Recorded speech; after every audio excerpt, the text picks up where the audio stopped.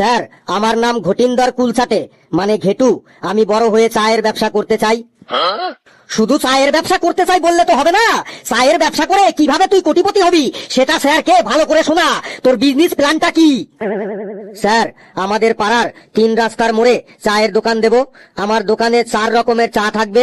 বিনা চিনি লিকার চা, মানে লাল চা, চিনি দেওয়া লিকার চা, বিনা চিনি দুধ চা, আর চিনি দেওয়া দুধ চা। কারণ ডায়াবেটিস রোগীদের কথাও আমার মাথায় রেখে চলতে হবে। তোর এই বিজনেস প্ল্যানে কি মনে হয় যে তুই এই চা বিক্রি করে ভবিষ্যতে কোটিপতি হতে পারবি? কেন কোটিপতি হতে পারবো না? আমি 1 লিটার দুধের সাথে 4 লিটার জল মিশিয়ে চা বানাবো। কি সাংঘাতিক রে! ওটা তাহলে আর দুধের সাথে জল মেশানো হবে না, ওটা জলের সাথে দুধ মেশানো হবে। ওই যাই হোক, আপনার কথাই থাকলো। প্রতি 4 লিটার জলের সাথে 1 লিটার দুধ মিশিয়ে চা বিক্রি করব। আর আমার দোকানের একটা আকর্ষণ থাকবে যে 1 কাপ চায়ের সাথে একটা লেরো বিস্কুট আর একটা রংবাজ মার্কা বিড়ি একদম ফ্রি। তাহলেই সব কাস্টমার আমার দোকানে আসবে আর আমি অল্প দিনের মধ্যেই করোড়পতি হয়ে যাব। এর জন্য চায়ের বাসনপত্র, চা বিস্কুট, বিড়ি বাবদ আমার প্রথমে 6000 টাকা ডোনেশন দিলেই হবে। স্যার, দেবেন 6000 টাকা ডোনেশন আমাকে? তোমার বিজনেস আইডিয়াটা আমার মোটেও ভালো লাগেনি, তোমাকে কোনো ডোনেশন দেওয়া যাবে না। কেন স্যার? তুই আমার মতো ট্যালেন্টেড টিচারের ছাত্র হয়ে তুই চায়ের দোকান খুলবি? তুই বস চুপচাপ, আর রাগাস না আমাকে। এরপর কে আসবি? তাড়াতাড়ি চলে আয় আর বিজনেস আইডিয়াটা বল। স্যার, আমি যাচ্ছি স্যার, তাড়াতাড়ি চলে এসো। নমস্কার স্যার, মাই নেম ইজ কালো সুন্দর গুর্খাকে, মানে কালু। আই এম খুব ট্যালেন্টেড অ্যান্ড হ্যান্ডসাম ছাত্র ইন দিস ক্লাস। তোর এইসব বক বক বন্ধ কর। তুই বিজনেস সম্পর্কে কি আইডিয়া নিয়ে এসেছিস সেটা বল। স্যার, আমার বিজনেসের নাম হলো ঢোল বাজাও আর পয়সা কামাও। তুই তাড়াতাড়ি বল তোর বিজনেসের কাজ কিভাবে করবি। স্যার, এই বিজনেসে আমার মাত্র 5000 টাকা ইনভেস্ট করতে হবে আর আমার সাথে 5 জন বিশ্বস্ত বন্ধু থাকবে। আর ঢোল বাজাতে হবে বিয়ে বাড়িতে। একটা বিয়ে বাড়িতে ঢোল বাজাতে 3500 টাকা নেব।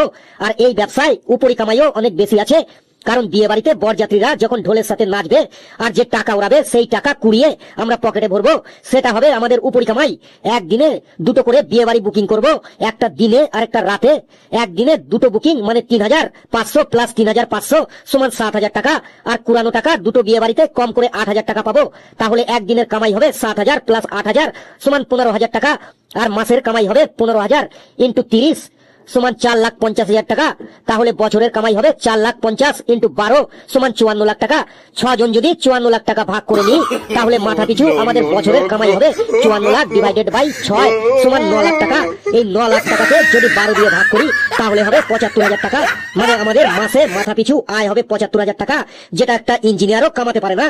আর খাওয়া দাওয়া তো কোনো চিন্তাই নেই, বিয়ে বাড়ি মানেই তো কেমন খাওয়া দাওয়া আপনারা তো জানেনই। তাই আপনি আমাদের শুধু 5000 টাকা দিন শুরুতে, শুধু ঢোল আর আমাদের ড্রেস কেনার জন্য। এই দিন দেখার জন্য তোর বাবা তোকে স্কুলে পাঠিয়েছে যে পড়ালেখা করে আমার ছেলে বিয়ে বাড়িতে ঢোল বাজাবে। আর তুই টাকা কুড়ানোর যে কথা বললি, তোরা যদি ঢোল বাজানোর সময় টাকা কুড়াস তাহলে তো ঢোল বাজানো বন্ধ রাখতে হবে।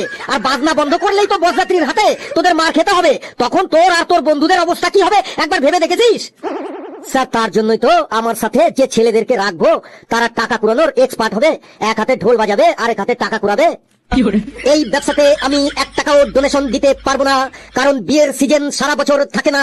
যাও তুমি জায়গায় গিয়ে বসো।